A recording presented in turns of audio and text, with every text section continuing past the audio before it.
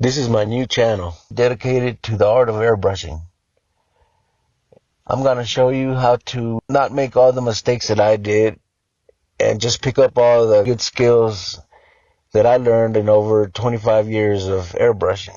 I've been in almost every Lowrider magazine since the early 90s up until now. Anybody with any skills, they weren't sharing them. So I learned everything the hard way. So let me tell you how I got started. So when I say you can start with nothing, I mean nothing, because I had less than nothing. I had zero. All I had was a pencil and paper. I found myself behind bars, locked up.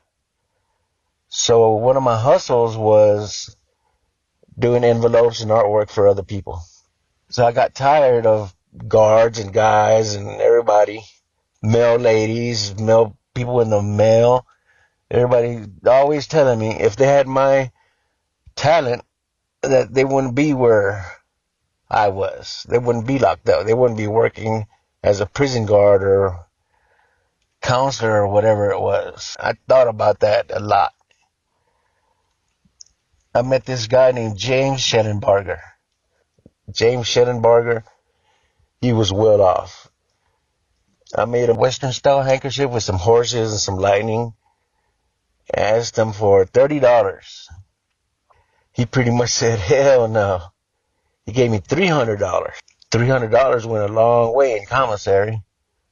I got to be real good friends with the guy, and later on I never charged him for anything else. But he was the one that was encouraging me because he knew a lot of artists.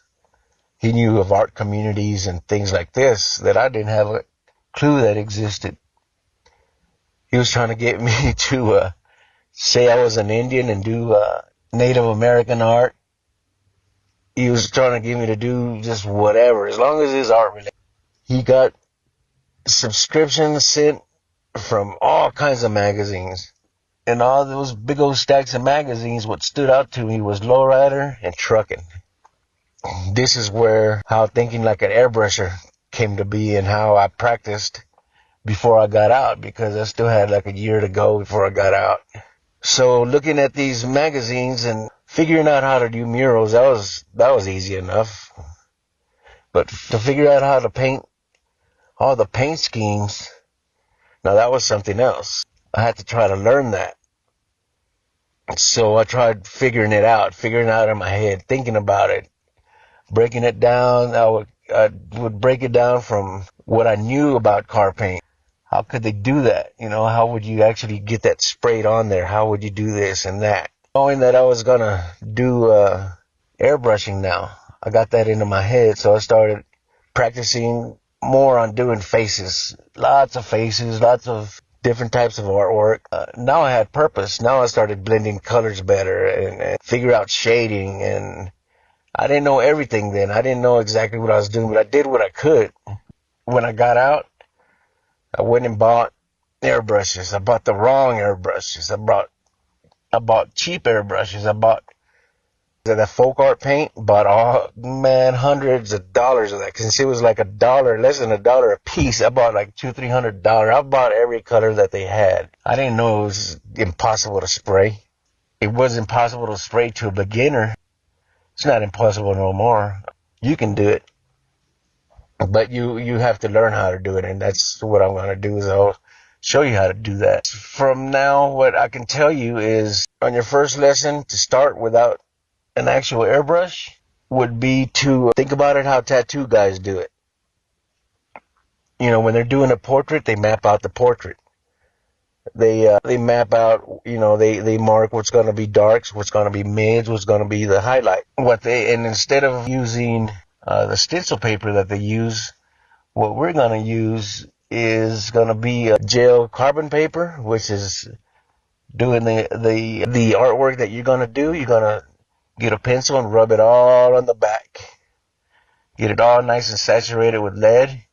Or if you have some money, you can go get you some graphite paper, and you're going to transfer that onto your paper that you're going to be using. So I suggest using poster board, regular paper, or Just regular old copy paper, art paper, whatever you want to use, your art book, your black book. So you're going to transfer mainly your dark. You're going to map out your eyes, your eyeballs, your pupils, the highlights in the pupils, the folds in the eyes, everything as close as you can get with the eyes, because that's the most important.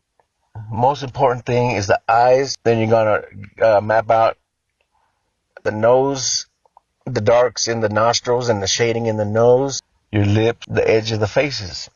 When you're doing photorealism, just paint what you see. Don't add stuff. Don't add a line here, because don't, like a nose, if you see a blank space in the picture, don't add a line. If you see a blank space on lips, don't add lines to it. The best advice I can give you is don't add things that aren't there. Just paint what you see, draw what you see, and that's how you get your photorealism. Just practice doing that. Keep on practicing. Study. I'll show you a little example like I have here, but go and watch other tattoo videos of how they do portraits and how they map them out, and get all the education you can. You know, people can say that you have a talent, and okay, that's good, but I always believe it's practice. I'm sure there's some savants out there that can just pick up and draw, you know what I mean? And it takes time, but when you're trying to make money, time is money, so you try to do it as fast as you can. Just get it done. However you get it done, it doesn't matter how they got it done. It's just got done. And the end result is what you're after. If you're like me, you'll be excited to see the end result, but don't rush into the end result. This channel is to keep you from making the mistakes that I did. I'll tell you everything that you need to know.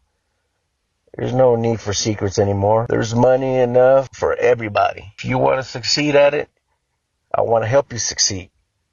You need the help, I'll help you. You got any questions, just ask them. But for now, it's practice, practice, practice.